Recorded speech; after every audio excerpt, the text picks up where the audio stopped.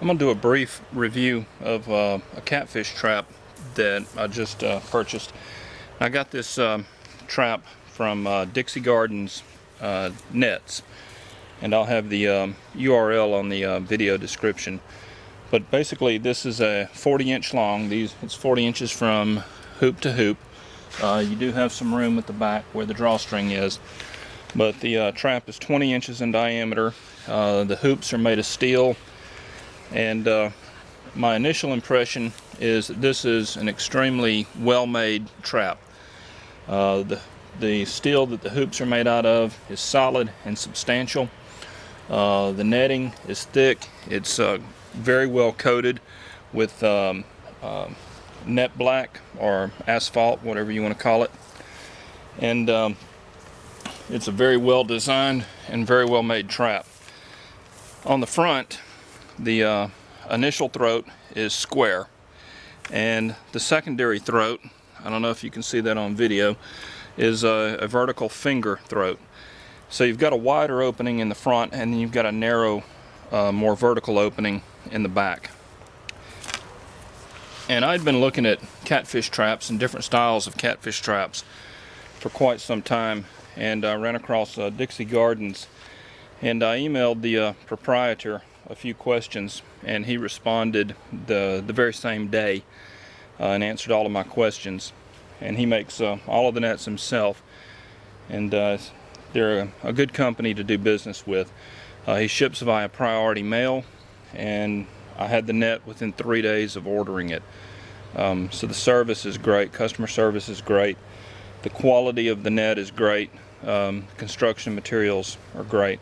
I'm really looking forward to using it. And so basically, you would put the bait bag down in the rear chamber here, and what I'll be using for bait the first time out is I've got a bucket of wheat and corn that is souring up, and that should be ready pretty soon. And what I'll do is I'll put that mixture in a sock and toss it in there, and I'll use the sock as a cheap bait bag, if you will.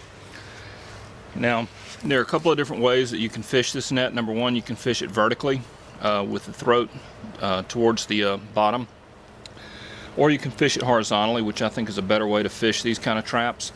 And what I've done here is a couple of different ways you can employ this. You can simply stake out each end. You can tie a rope to the rear and pull it tight, and then you can tie 2 ropes to the front and make sort of a V and stake that out. What I like to do though is I put these are 3/4 inch PVC pipes. I just drill a hole in each end and then zip tie it when I'm ready to go. You could also use string, or you could wire it together. And this allows me to just submerge the trap, just to drop it in a little pool of water, and that way there's no indication that there's a trap there. So it's a good theft preventative way to fish it. And then all I do to retrieve it is come by and throw a grapple and retrieve the trap and pull it up.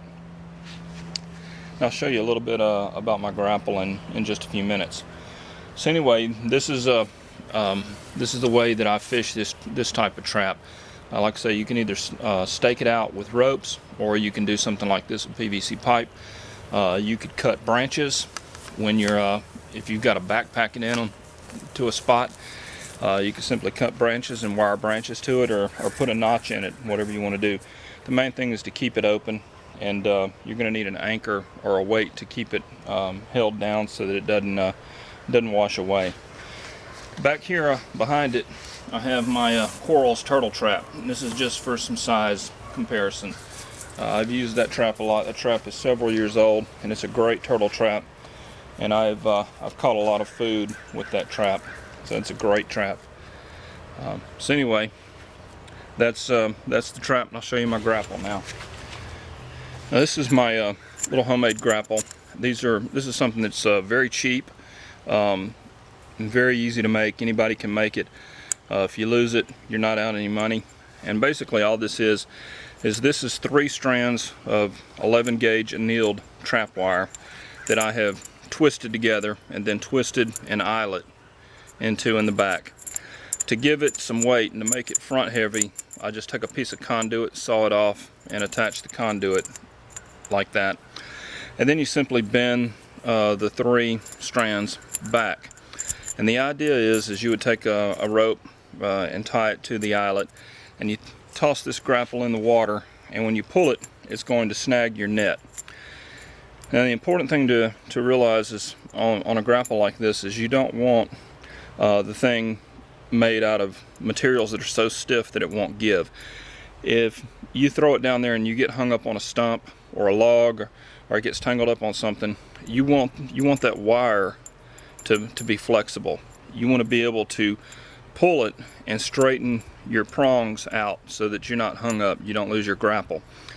And when you do hook your net or hook your rope, whatever you're trying to retrieve, it's going to slide down to the apex of the angle, and that's the strongest part, and that is fairly strong right there. So you can lift a fairly heavy weight with this, whereas if you get hung on a stub or something, this is going to bend pretty easily and let you self-rescue your grapple. And so you would simply throw it out, drag it along the bottom until it gets hooked, and then bring it up like that.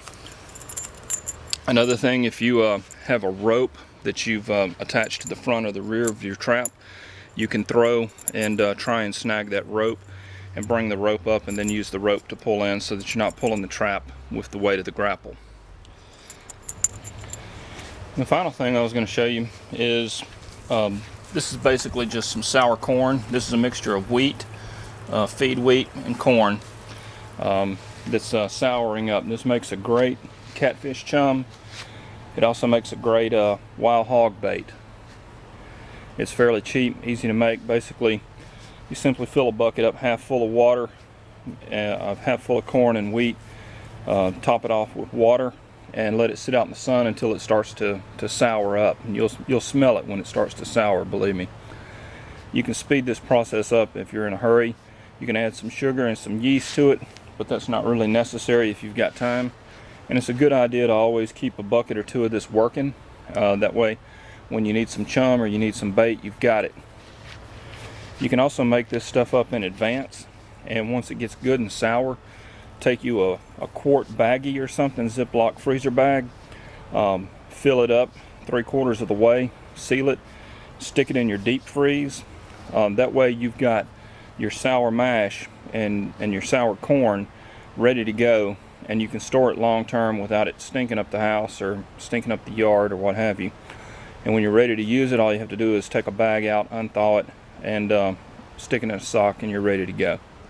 So anyway, I'll do another video once I get this trap deployed out in the woods, and we'll see how it works. But as of right now, I'm very pleased with it. It looks like a great trap, and looking forward to using it.